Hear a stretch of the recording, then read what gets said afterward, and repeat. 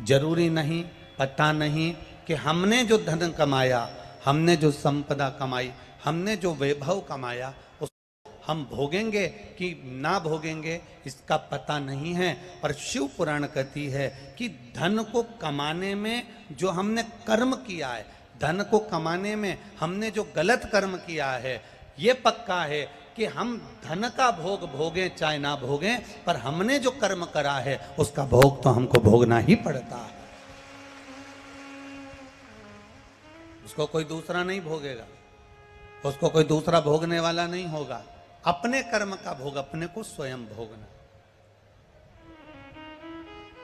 पति सोचे कि मेरे कर्म का भोग पत्नी भोग लेगी, या पत्नी सोचे कि मेरे कर्म का भोग पति भोग लेगा, या बच्चे सोचें कि मेरे कर्म का भोग मेरे माता पिता भोग लेंगे, या मेरे माता पिता के कर्म का भोग मेरे बच्चे भोग लेंगे। ना ना ना ना, शिव महापुराण की कथा कहती है आपके कर्म का भोग आपको भोगना है, दूसरे के कर्म का भोग दूसरे को भोगना है। हमने पहले भी कथा में कहा था, अगर छींक आ रही है, खांसी चल रही है, हमें छींक आ रही है तो छींकना हमको पड़ेगा। आपको छींक आ रही और आप पास वाले से कह दो कि तू छींक दे, तो वो छींकेगा। आपको खांसी चल रही है और आप बाजू वाले से कह दो कि तू खांस ले, तो वो खांसने से फायदा क्या होगा। आपको भूख लग रही है और आप बाजू वाले से कह दोगे कि तू भोजन कर ले, तो उससे कोई फायदा नहीं होगा। आपको प्यास लग रही है और आप पानी दूसरे को पीने को दे रहे हो, तो उसका कोई लाभ नहीं होगा। हमें अगर खांसी चली है, हमें अगर प्यास लगी है, हमें अगर छींक आई है, हमें अगर प्यास लगी, हमें अगर भूख लगी, तो भोजन हमें करना पड़ेगा। प्यास लगी, पानी हमको पीना पड़ेगा। खांसी चली, खांसना हमको पड़ेगा। हमारे कर्म की गति को भोगना भी हमको पड़ेगा, कोई दूसरा नहीं भोगेगा, कोई दूसरा भोगने को तैयार नहीं होगा। आप बस इतना जरूर निवेदन करेंगे, इतना जरूर कहना चाहेंगे, इतना जरूर प्रार्थना करना चाहेंगे कि जब मौका मिले, जब समय मिले, तब प्रयास करो कि भगवान की भक्ति की ओर अग्रणी हो।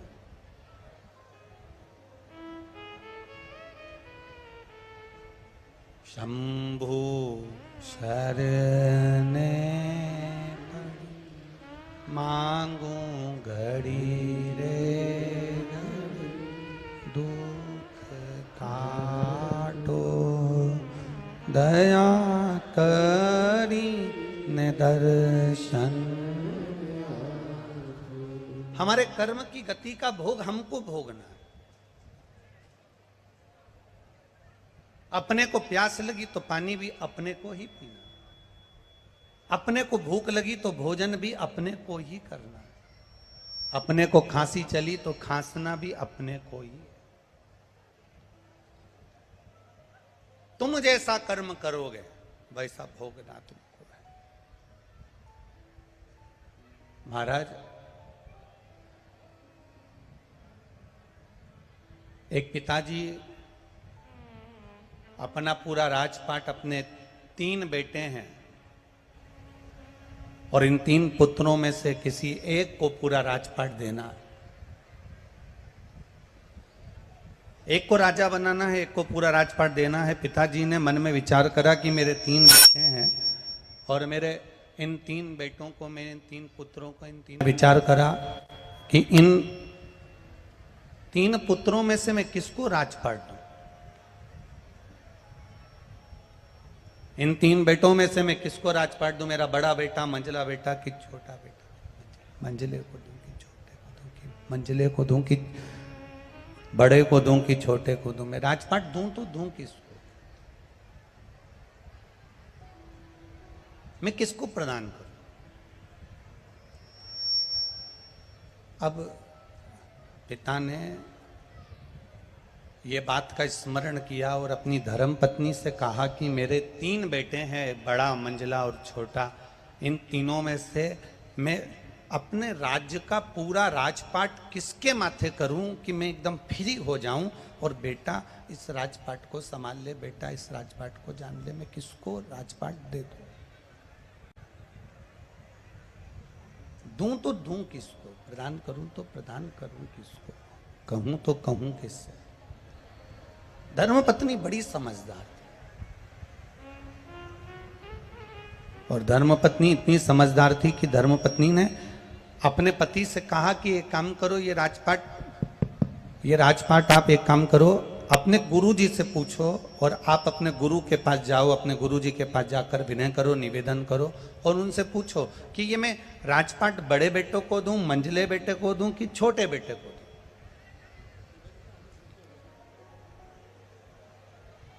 पति अपनी पत्नी को लेकर गुरुजी के पास पहुंच गए। नंदीश्वर शिव महापुराण की कथा चल रही है, जरा सावधानी से सुनना और अपने जीवन में उतारना जरूर।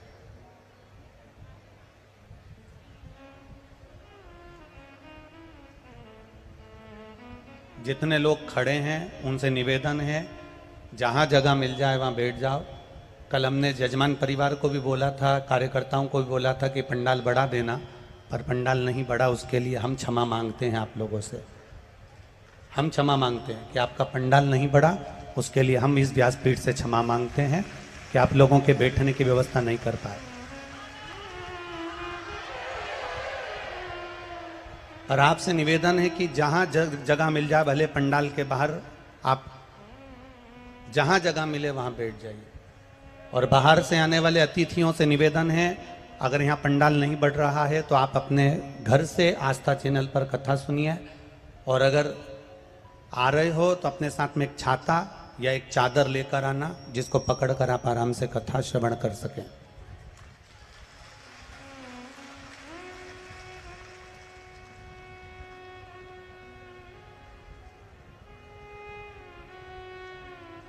और आगे भी जितनी कथाएं हैं लाइन से, उनसे निवेदन है, आप लोग अगर भक्तों के बैठने की व्यवस्था कर सकें, छांव कर सकें तो कथाओं को करवाइए, वरना कथाएं कैंसिल कर सकते हो। निवेदन है आपसे। अगर भक्त धूप में खड़े रहें और उनकी व्यवस्था नहीं हो सके तो ऐसी कथा करने से कोई लाभ नहीं है। आप लोगों से निवेदन है, जहां जगह मिल रही है वहां रज पे बैठ जाओ, जमीन पर बैठ जाओ और अपने आसपास में जो छाते हों, चादर हों, उसको सिर पर डाल के आराम से आप लोग बैठ सकते हैं। हर हर बोल बम का नारा है। शिव कथा गुरु जी के पास पहुंचे। गुरुदेव, एक निवेदन आपसे, मेरे 3 बेटे हैं, इन 3 बेटों में से मैं किसको राजपाट दूं आप बता दीजिए। आप निवेदन मेरा स्वीकार कर लीजिए। गुरुजी ने कहा एक काम करो कि ये जो थोड़े से मेरे पास में पुष्प के बीज रखे हैं, फूल के बीज रखे हैं, ये फूल के बीज आप अपने 3 बेटों को दे दीजिए और आकर 3 बेटों से ये फूल के बीज आप वापस मांग लीजिएगा।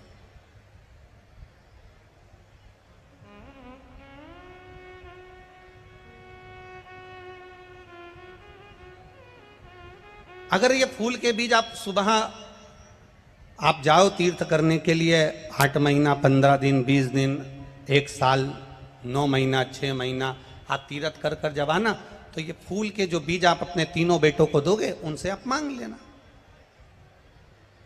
उनसे आप प्राप्त कर लेना।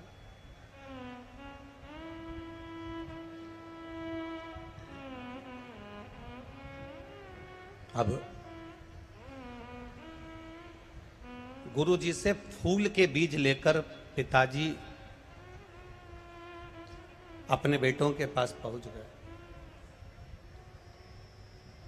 और अपने पुत्रों के पास पहुंचकर उन्होंने कहा कि ये पुष्प के बीज हैं बेटा, तुम तीनों रख लो। मैं जब तीर्थ कर कर आऊंगा 8 महीने बाद, मैं आपसे ये तीनों से ये बीज ले लूंगा। बस इतना ये बीज आप संभाल कर रखना और उसको संजो कर रखना, संभाल के रखना। 3 बेटों ने बीज रख लिए। पिताजी 8 महीने के बाद जब वापिस लौट कर आए और 8 महीने के बाद जब पिताजी लौट कर आते हैं और लौट कर आने के बाद उन्होंने बड़े बेटे से पूछा, बेटा हमने आपको फूल के बीज दिए थे, पुष्प के बीज दिए थे, वो कहाँ हैं? बड़े बेटे ने पिताजी का हाथ पकड़ा और हाथ पकड़कर ले जाकर तिजोरी के सामने खड़ा कर दिया। पिताजी को कहा, पिताजी मैंने आपके फूल के बीजों को संभाल कर रखा था, क्योंकि आपने कहा था कि ये बीज संभाल कर रखना, मैं तुमसे आकर लूंगा, तुमसे प्राप्त करूंगा। और जो पिताजी को तिजोरी के सामने खड़ा करा कि ये सामने जो तिजोरी है ना पिताजी, मैंने इसमें बीजों को संभाल कर रख दिया, वो बीज कहीं नहीं जा सकते। और पिताजी ने जैसे ही अलमारी को खोला, तिजोरी को खोला, उसमें से बीज सड़ चुके थे और उसकी बदबू बाहर आ रही थी।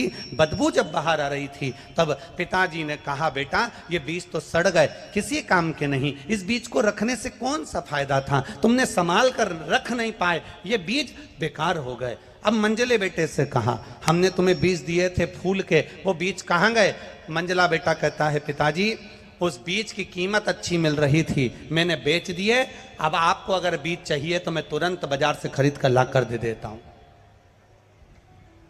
छोटे बेटे से कहा, आपको बीज दिए थे वो कहां हैं? छोटे बेटे ने कहा, पिताजी आपने जो बीज दिए थे वो बीज, चलो मैं बताता हूं कहां है। हाथ पकड़ कर ले गए, घर के पीछे खेत में बीज जमीन में डाल दिए गए, पानी सींचकर पौधे बड़े हो गए, चारों तरफ फूल ही फूल उस बीज से लगे हुए थे। पिताजी से कहा, पिताजी आपके दिए हुए बीज को मैंने 1000 गुना कर दिया, आपके दिए हुए बीज को मैंने 1000 गुना कर दिया, लाखों गुना कर दिया, करोड़ों गुना कर दिया। ये बीज बस पिता समझ गए कि ना बड़े को देना है ना मंझले को देना है, छोटे को अपनी सत्ता प्रदान कर देना है। शास्त्र कहता है भगवान ने ये संपूर्ण जो हमारा जीवन दिया है, मनुष्य की देह दी है, मानव का शरीर दिया है, ये बीज रूपी जो मानव का शरीर दिया है, ये कोई साधारण नहीं दिया। इस बीज के महत्व को समझो, इस मानव के शरीर के महत्व को समझो। बड़ा नहीं समझ पाया, उसे तिजोरी में बंद कर दिया। इस शरीर को हम ढक कर रखे, बांध कर रखे, संभाल कर रखे, क्रीम पाउडर स्नो लगा कर रखे, साबुन में धो धो कर रखा, ये शरीर आखिरी में बेकार ही हो गया। फिर इस कई लोगों ने इस शरीर को बेच तक दिया, ये शरीर को ले जाकर गलत कर्म में लगा दिया, आड़े टेढ़े कार्य में लगा दिया, ये शरीर बेकार होता चले गया। फिर तीसरा था, इसने इस बीज को पृथ्वी में बो दिया और फूल प्रकट कर लिया, अर्थात संसार के हित के लिए इस शरीर को लगा दिया, तो चारों तरफ पुष्प ही पुष्प की सुगंध फैलती चली। इस बीज की सुगंध संपूर्ण ब्रह्मांड में फैलती चली गई। आज अगर ये कथा खगड़िया बिहार में हो रही है और गोस्वामी परिवार करा रहा है, तो इनके परिवार की जो सुगंध है, इस बीज की जो सुगंध है, वो संपूर्ण ब्रह्मांड को सुगंधित करने वाली है, संपूर्ण ब्रह्मांड को आनंदित करने वाली। अगर आज तो ये सुगंध संपूर्ण ब्रह्मांड की, शिव नाम की, भक्ति के नाम की, स्मरण के नाम की, राम नाम की, कीर्तन की, भगवत भजन की, भगवत नाम की, ये सुगंध संपूर्ण ब्रह्मांड को फैलाने वाली, संपूर्ण ब्रह्मांड में एक आनंद की अनुभूति कराने वाली, एक आनंद का सुख देने वाली शिव कथा कह रही है। हम जितना अच्छा देख सकते हैं उतना अच्छा देखें। होता है, एक व्यक्ति ने प्रश्न किया था एक जगह पर कि गुरुजी मेरे घर के सामने कुम्हार का घर है और उसके पास में 5 और 6 गधे हैं। एक व्यक्ति ने प्रश्न किया, मेरे घर के सामने कुम्हार का घर है और उसके पास में 5-6 गधे हैं, मैं जब सवेरे दरवाजा खोलता हूं, ब्रह्म मुहूर्त में दरवाजा खोलता हूं, सुबह का जब दरवाजा खोलता हूं, तो मेरा रोज प्रतिदिन गधों को देखना होता है। आप बताएंगे क्या गुरुजी, गधे को देखना शुभ होता है कि अशुभ होता है सुबह सुबह?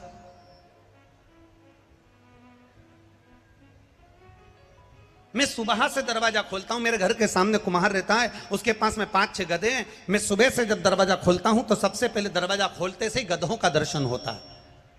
सुबह से उठते से ही गधों को देखता हूं। आप बताएंगे गुरुजी कि गधा देखना सुबह से शुभ होता है कि अशुभ होता है?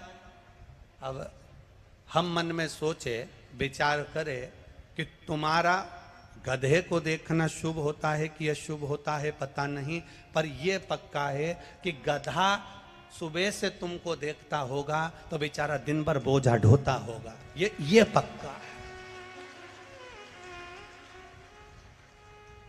हम विचार कर रहे हैं, हम ये विचार कर रहे हैं कि हम ये कार्य करेंगे शुभ होगा कि अशुभ होगा। शिव महापुराण की कथा कहती है भजन करने का कोई समय नहीं होता, स्मरण करने का कोई समय नहीं होता। आप भगवान को एक लोटा जल चढ़ा रहे हो, कई माताएं पूछती है हम ये वाले सोमवार से पशुपति व्रत करेंगे तो शुभ होगा कि अशुभ होगा, हम अधिक मास के महीने में पशुपति व्रत करेंगे तो शुभ होगा कि अशुभ होगा, हम सावन के महीने में पशुपति व्रत करेंगे शुभ होगा कि अशुभ होगा, हम इस सोमवार से पशुपति व्रत करेंगे शुभ होगा कि अशुभ होगा। शिव महापुराण की कथा वर्णन करती है सोमवार का व्रत, शंकर भगवान का स्मरण, शंकर भगवान की भक्ति और शंकर भगवान पर एक लोटा जल चढ़ाना या पशुपति व्रत, आप कोई से भी सोमवार से प्रारंभ कर सकते हो। सब दिन शुभ है मेरे बाबा के, सारे दिन मेरे महादेव के सब दिन शुभ माने गए। एक भी दिन ऐसा नहीं है कि महादेव के लिए गलत हो, एक भी दिन ऐसा नहीं जो महादेव के लिए गलत। आप अगर भजन कर रहे हो, आप अगर स्मरण कर रहे हो, आप अगर मंत्र जाप कर रहे हो, आप अगर नाम जाप कर रहे हो, तो उसमें समय का पाबंदी नहीं कि आपने 2 घंटा भजन करा, 3 घंटा भजन करा, 4 घंटा भजन करा, स्मरण करा, मैंने 15 मिनट भजन करा। ना ना ना ना, शिव महापुराण की कथा कहती है आप जब समय मिले, जैसा समय मिले, जैसा पल मिले, जैसी घड़ी मिले, जैसा नक्षत्र मिले, जैसा आपको अच्छा लगे वैसे अपने जिंदगी में करते चलो। और आप अपने कर्म को करते हुए जब भगवान का नाम लेते हुए आगे बढ़ोगे तो ये निश्चित है वो कर्म तुम्हारा फलेगा और तुमको उसका फल अवश्य प्राप्त होगा, ये निश्चित था।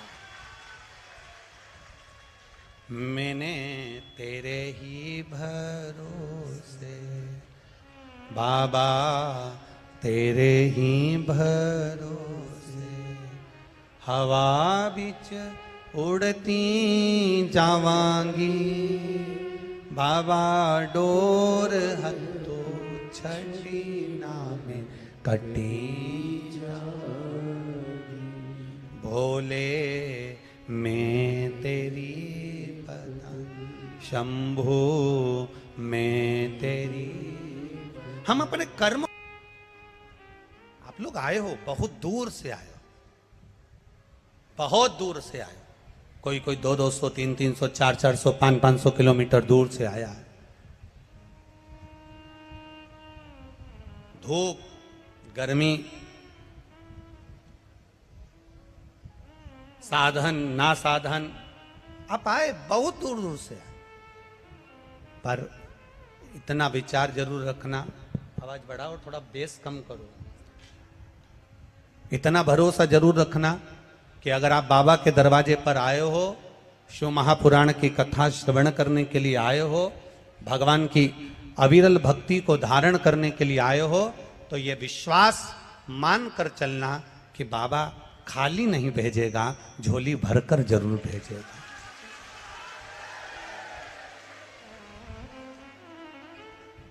मां गंगा का तट है, वो देवघर वाला अपने मंदिर में नहीं है अभी, वो देवघर वाला भी यहीं खगड़िया बिहार में आ गया है 7 दिन के लिए, वो मंदिर में नहीं है। उसको मालूम है कि मैं मंदिर में कैसे रुक सकता हूं जब मेरे भक्त सब यहां पर हैं, मेरे भक्त यहां बैठे हैं, मेरे भक्त यहां पहुंचे हैं, तो वो मंदिर में कैसे बैठ सकता, कैसे बैठे।